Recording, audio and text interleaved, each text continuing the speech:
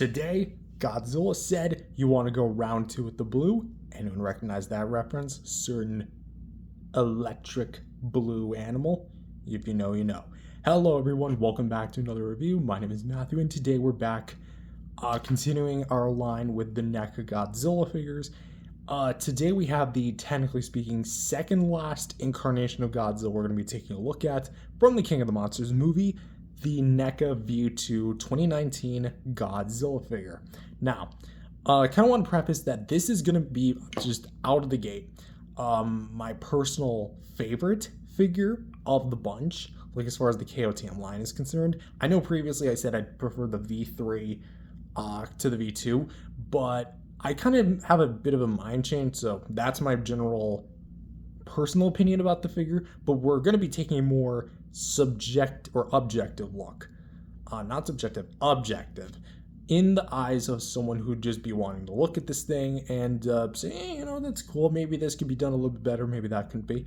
But yeah, just going over the positives and negatives, reviewing it accordingly as a critic. So without further ado, let's go ahead and take a look at the Spitfire 2019 himself.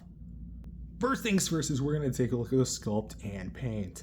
Now, admittedly, this is going to be the most, technically so to speak, HD version of the 2019 sculpt that we have, because I don't know what it is about this one in particular, but this one looks really well defined and just looks really well sculpted. For the actual base colorization, we actually have a bit more of a mute gray as opposed to the more various greens thrown on screen. And admittedly, yes, it is pretty cool. But personally speaking, I do prefer this overall look. Again, that's more my opinion. Screw it, might as well throw my opinion. I mean, it is a review, my own thing. I do prefer this overall like base colorization, and I almost wish the V1 was like this, just with a bit more dry brushing, but hey. To the eyes, we actually have a bit of like a lighter blue with a very metallic white to simulate the eye like glowing. Then here we have like some black around the eye, and then we have more blue kind of like infused with the actual plastic. And then kind of on top here we have more of the segmented details. Just looks like he's crackling up with energy. Gotta move the spoilers, accessories out of the way.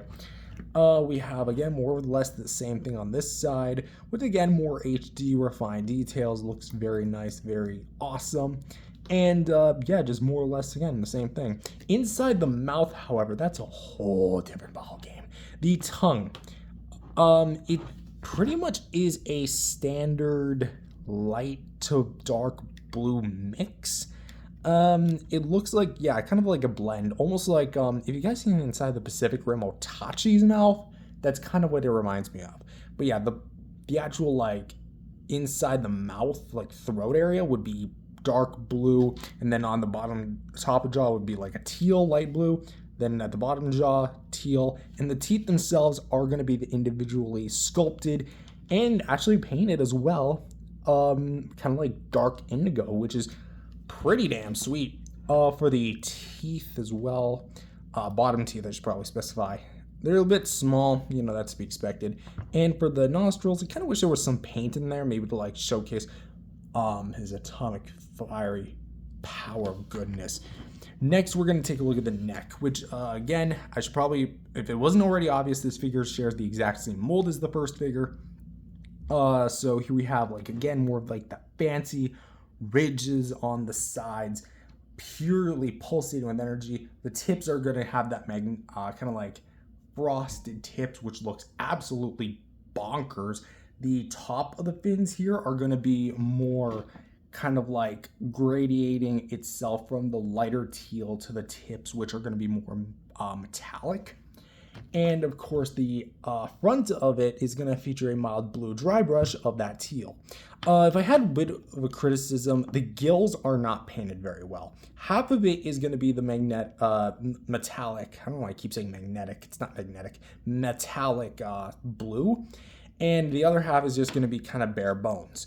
And it just really just looks like they just, and then called it a day. Like everything else is so good, but the gills are a little bit disappointing. So yeah, going to the dorsal plates themselves, this is kind of when my personal bias comes in, but hot dog, look at this. These have got to be the best dorsal plates I have seen on a NECA Godzilla figure ever. I'm sorry, but there's no way to else put it. These dorsal plates are majestic. The light blue colorization at the base, the frosted metallic blue dorsal plate tips, they look so well and they really bring out the finer details. And even like in between the segments, they look really nice. If I had maybe a bit of a gripe, the detail does kind of get lost in the very thick paint, but you also do get some like metallic silver paint to help bring it out, which is probably why a lot of the bootlegs of the NECA Godzilla 2019 V2 actually have like a lot of silver on them. I didn't actually realize, but they do, especially on this side. This one actually has a lot more of the metallic than the other side does, but still looks very, very sweet. For the actual sides as well, you can just see where they meet the skin. It just looks like it's pulsating with energy. All the different blues, metallics, the light blue, dark blue, and the silver all thrown together. And NECA just went ham on this thing. You can tell that a lot of care was at least put into where the paint would actually reside.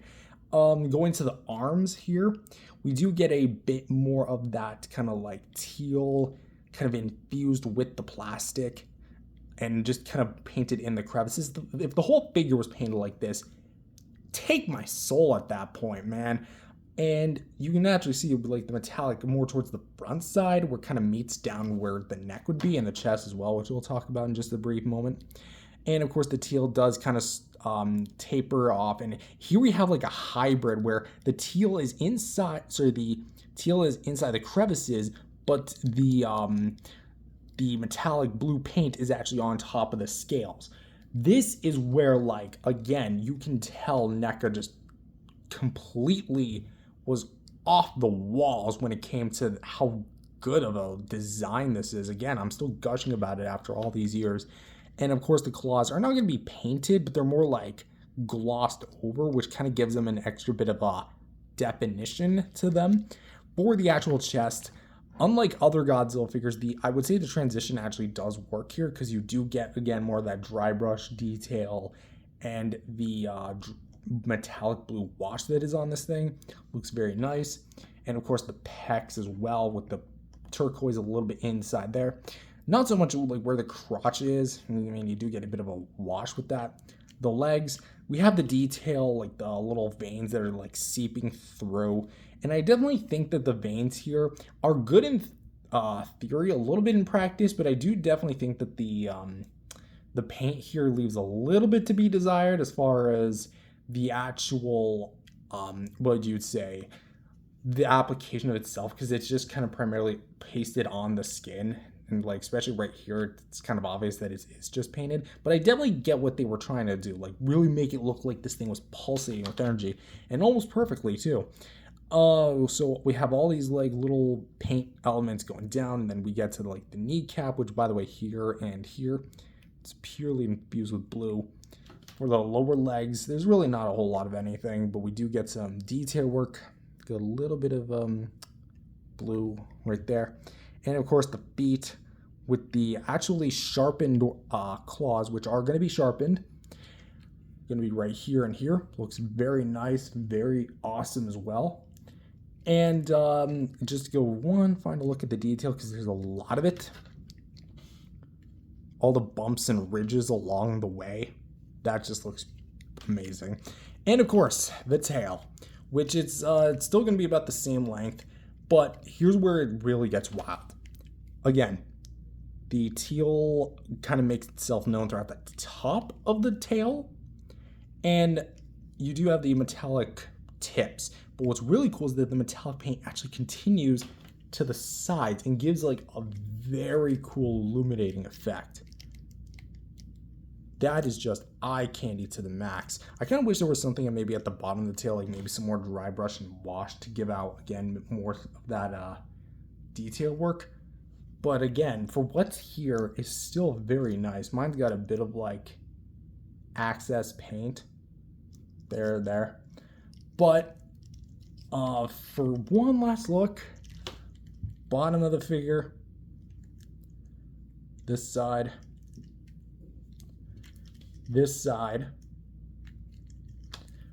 front, mouth open, and of course, the top. So, what is there to say that hasn't already been said? This thing is, visually speaking, beautiful. It is definitely eye candy as far as the paint is concerned. The sculpt itself is pretty damn sweet, even for 2019 standards. And yeah, if I had any sort of negatives, it would definitely be the gills. And I would honestly say maybe some of the detail does get a bit drowned out when it comes to things like overabundance of paint, because it is kind of a double-edged sword in some circumstances. But for the most part, NECA really crammed everything into what effectively is a $25 figure into an amazing package. And I'm really thrilled to actually, it sounds like I'm concluding the review. Subscribe, I mean, you might as well. But again, what is there to say that hasn't already been said about me? This thing is still visually stunning. So I'm gonna give this a 9 out of 10 when it comes to the overall sculpt and paint. Articulation, the jaw, hinge, close it up, open up, there we go. Head. That is it, at least for me. It is on a ball peg, technically speaking, but I can barely get any up and down, a mild side to side, and a little bit there. And this neck, I mean, you might as well just infuse these two pieces and you would basically just get the same thing. I mean, you see that little shake? I've owned this thing for 6 years and this is all I'm able to do with it. So using the head and neck, you can get, look at how far this thing can look up. Look at how far this thing can look down. Yeah, it's primarily just going to be looking straight ahead like this. However, shoulders do pick up the slack a bit, so we can go a little up, a little out to the side, a little like that. Can do a pretty damn good rotation. Elbows can straighten out, bend in, and can swivel from side to side as well. And a swivel hinge for the wrists, so you can go a full 360 just like that. Want to make sure I'm not scuffing anything. Go right. So using the 3 joints, you can actually get a decently functionable arm. Waist, really not that much. You can get a mild swivel and not that much up and down north side to side. You can get a rotation. So effectively the waist is just kind of useless. Unless you want to consider like a Bandai vinyl rotation as useful. For the hips, let's actually raise up the arm a bit. A decent amount of range. It's still pretty stiff on mine. I mean, you can kind of get a bit of a rotation, full 360. There we go. It seems to glide at a certain point. But because it's on the same joint system that the other 2019 is on, you can definitely get a good amount. So you can kind of split out to the side, kind of come in if you want to kind of get them a little funky. For the knee, you can straighten out about this far, bend in about this far, can rotate, ball peg at the foot so you can get a go down, go up, and side to side. Don't want to pop this thing out. It actually hasn't popped out on me yet. Don't want to jinx it. And of course, from here to here, you got 10 segments. So you got 1, 2, 3, 4, 5. This is where you peg it in. 6, 7, 8, 9, 10. You can straighten out about this far. Go up if you want to the left, to the right. And yeah, it's a very posable tail. Lip droops a little bit, but that's not that big of a deal. So for the articulation, though it technically, so to speak, features the same amount of posability as the V1, I'm going to say V2's articulation is where it significantly dropped the ball. Because the head and neck, you barely can get anything out of. The waist, good luck trying to move that thing even a little bit past maybe like rough idea as to how much degrees this would be. I don't know, I'm not a mathematician, even though my name is Matthew. Just because I'm named Matthew doesn't mean I have to do the math with you. And the legs, I mean, there's really not too much to complain about the legs, but when you're limited to just arms, legs, and tail, the head also has to kind of come into fruition. And because you can't really look with the head, this will also tap into articulation, but you can't really recreate that famous looking up scene. So what I would have done, we're going to talk about this in accessories, but almost like detach the head and almost do what Haya did, even though this would be years later, have a head that actually looks up, straight up. But of course, this is what's then, that's what is now. So for articulation, it's going to be on the little more weak side.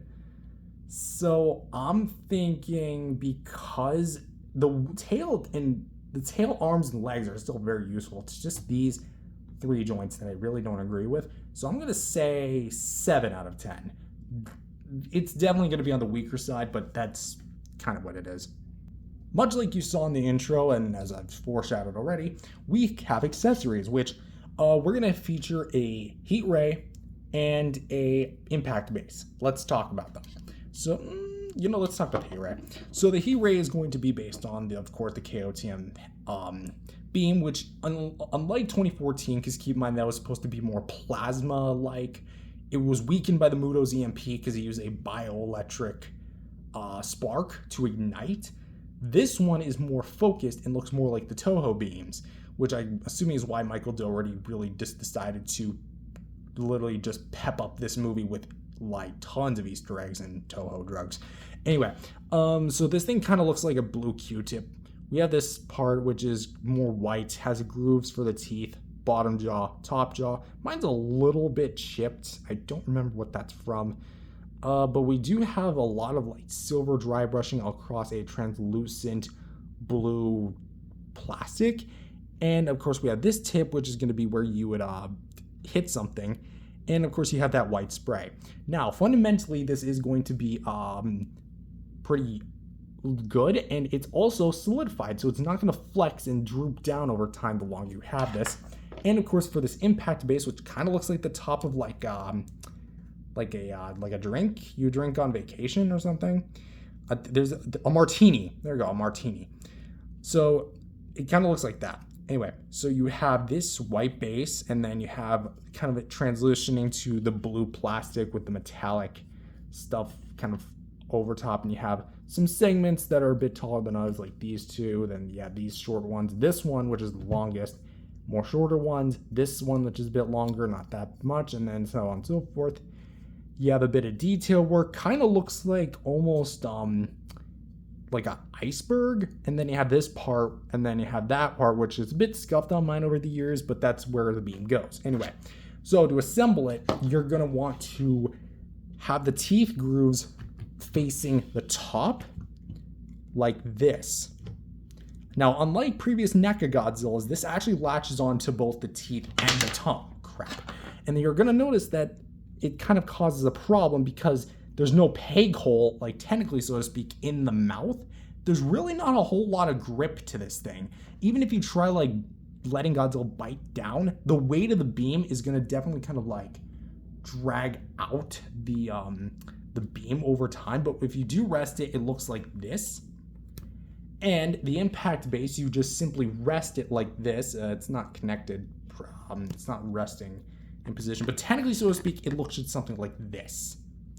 In fact, let me actually put it like this. They instead of like actually pegging it in, there's a segment of it. You can actually kind of see there's like a little divot right there that's supposed to go on like one of the sides of the beam right here. And effectively, you would have the atomic breath hitting something like this. Now, in concept, this looks great, but you notice I'm holding it up with my hand, right? Yeah, that is, this is how you're supposed to put it. Press it up against something.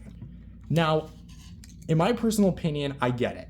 But as well, it's kind of a pain. It's really a pain. I would have personally had like a peg hole, like somewhere in there, like a peg itself, and then a peg hole on the beam, kind of like hollowed out the tip so it's not too obvious. And if you want to use it, you can use it. But if you also want the beam itself, then you can use the beam. Also, put a peg hole instead of it just resting in the tongue, because there's a hollowed out part for the tongue. So the beam itself, I'm actually quite happy with the impact base, and I definitely think that's a neat creative addition. But the beam itself isn't necessarily done well as far as the usage of the beam. Quality-wise, it's very little to complain about, even if I did just call it a Q-tip. But come on, there's something that needed to be done with this thing. So for the accessories, I'm gonna give it a 7.5. The detail work is definitely what elevates it, but the usage just kind of sucks. So for some brief size comparisons, because I gotta get out that door pretty soon, here is with some the other NECA Godzilla 2019s in the collection, with V3 Burning Godzilla and V1 Standard Godzilla. So as you can see, the poster Godzilla definitely fits in pretty well. It's the same mold, why wouldn't it? And here he is with the Monster Arts 2019 from King of the Monsters and the NECA 2014 from NECA, which, yes, I want to kind of reiterate that this guy can in fact use the beam. I'm not going to try it right now. And finally, here he is with the Playmates Radio Tower Godzilla from Godzilla vs. Kong and the Hiya Toys Exquisite Basics Spitfire Godzilla from Godzilla vs. Kong. I think I already said that, whatever, 2021. So overall, what do I think of this figure? He's definitely a home run in my personal opinion. The sculpt and paint is, visually speaking, beautiful, and I really wouldn't change a whole lot about this. The beam itself also is, visually speaking, really nice to go with it. However, the articulation is a bit on the more underwhelming side, and the accessory usage, how you actually display it, is a bit more, what would you say, kind of iffy. So if I really had to critically review this, I would give him an 8, close to an 8.5, somewhere between, I'm going to say an 8.3 out of 10. But if I had to go ahead and just be subjective, well, my personal opinion, bias, whatever, he gets like a freaking 9.5 out of 10. My favorite NECA Godzilla from the KOTM line. Visually speaking, he's beautiful, and I absolutely love him. But that said, that's all I've got for this video. I'm sorry if this felt a little bit more rushed.